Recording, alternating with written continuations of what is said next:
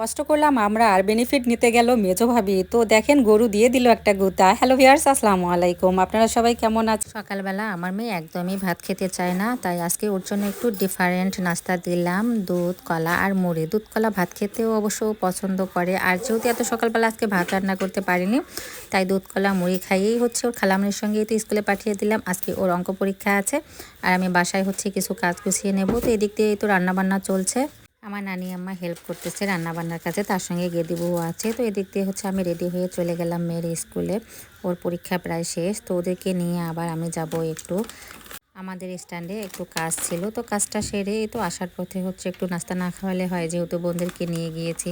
আবার কবে আসবে না আসবে জানি না বোনেরা, তো এই জন্য ওদেরকে নিয়ে তো হচ্ছে একটু হোটেলে বসে ডাল পুরি খেয়ে নিলাম। তার সঙ্গে হচ্ছে চা, গরম গরম খেতে অবশ্য ভালোই লেগেছিল। আর আসার পথে দেখেন 7 সমুদ্র 13 নদী পার হয়ে আমরা হাসতেছি। রাস্তার কি অবস্থা, এখন পর্যন্ত রাস্তার কাজ চলছে, তো কাজ এখনও শেষ হচ্ছে না, আর আমাদের কষ্টের দিনও শেষ হচ্ছে না। কতদিন যে এই কাজ চলবে জানি না। আর বালু পাওয়া যাচ্ছে না, এই জন্য অবশ্য মাঝখানে রাস্তার কাজ আর কি বন্ধ আছে। তো ইনশাল্লাহ আজকে আবার শুনলাম যে বালু নাকি আসতেছে, তো আর হয়তো বা বেশি দিনই কষ্ট করতে হবে না। তো যে কয়েকদিনেই কষ্ট করলাম তা তো মনে হচ্ছে যে 1 বছর হচ্ছে আমরা মনে হয় এই কষ্ট করতেছি, এরকমটা মনে হচ্ছে। কারণ এক একটা দিন এক একটা মাস হয়ে যাচ্ছে। আর এদিক দিয়ে হচ্ছে এই তো আজকে গরুর ডেলিভারি করলাম আমি, আর আমার বড় ভাবি হেল্প করলো। তো মাশাল্লাহ গরুর বাছুরটা দেখতে কি সুন্দর হয়েছে, আপনাদের কাছে কেমন লাগছে অবশ্যই অবশ্যই জানাবেন। আর আমার বড় ভাবি প্রায় পাগল অবস্থা, 4 দিন ধরে ধান শুকাচ্ছে। মানে 4 দিন আগে ধান সিদ্ধ করেছে, এর পর্যন্ত হচ্ছে বৃষ্টি আর বৃষ্টি, ধান শুকাতেই পারতেছে না। আজকে হচ্ছে একটু রোদ উঠেছে, এই মুহূর্তে অবশ্য ধানটা দিয়েছে। তো যাই হোক, তারপরেও আবার বিকালবেলা হচ্ছে আকাশ মেঘাচ্ছন্ন, তাড়াহুড়ো করে ধানগুলো উঠিয়ে ফেললো। আর এদিক দিয়ে গরুর বাছুর হওয়ার পরে দেখেন কি অবস্থা, গরুকে কি খাওয়াবো আর কি খাওয়াবো না, কারণ আজকে নাকি হচ্ছে পেট ভরিয়ে ওকে খাওয়াতে হবে। সবাই হচ্ছে আমাকে সাজেস্ট করতেছে, যেহেতু প্রথম আমি কিন্তু জানি না। আর তার উপর হচ্ছে গরুর কিন্তু আজকে আবার বাছুর হওয়ার পর ফুলটা নাকি তাড়াতাড়ি পড়ে, তো এটা আবার পড়েনি। তো এই জন্য দেখেন আমরা কিছু টোটকা করতেছি।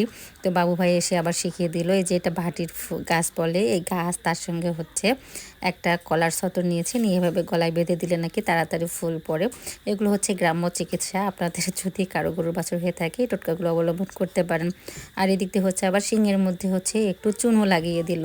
তো বলতেছে এটা হচ্ছে দেওয়ার আধা ঘন্টা পরেই দেখবেন যে গরুর হচ্ছে ফুলটা পড়ে যাবে। আর আজকে যেহেতু এগুলো কাজেই ব্যস্ত ছিলাম, তাই রান্নাবান্নার কাজে যেতে পারিনি। তো আজকে মেজো ভাবিকে বললাম যে একটু আমাদেরকে চা বানিয়ে খাওয়ান। তো শুরুতেই যে ক্লিপটা দিয়েছিলাম, মেজো ভাবিকে হচ্ছে গরু তাড়া করতেছিল, কারণ মেজো ভাবি ওখানে ভিডিও করতে গিয়েছিল গরুর মাথাটা একটু হাত দিয়ে বুলাবে, কিন্তু এই সময় গরু কিন্তু অনেক রাগ থাকে। তো বিকালবেলা মেজো ভাবি হচ্ছে আমাদেরকে আবার চা টোস্ট মুড়ি খাওয়াইলো, আমার বোনদেরকে, আমার শাশুড়ি আমাকে, সবাই মিলে খেয়ে নিলাম। যাই হোক, আমার আর চা নাস্তা করার কোনো বেড়া নেই। আর এদিক দিয়ে হচ্ছে তো এখন গরু বাছুর তুলবো। তো গরুটা হচ্ছে একজনের দ্বারাই নিয়ে গেলাম, কিন্তু বাছুরটা হচ্ছে কোনো ক্রমে আর নিয়ে যেতে পারতেছিলাম না। ওকে একটা ন্যাকড়া দিয়ে ধরবো, দেখেন এই পাশ ওপাশ আমাকে কি যে হয়রানিটা করেছে। তার জন্য মুরগি মাছ রান্না করতেছিলাম। ভিডিওটা এখানেই শেষ করলাম। সবাই ভালো থাকবেন, সুস্থ থাকবেন, আল্লাহ হাফেজ।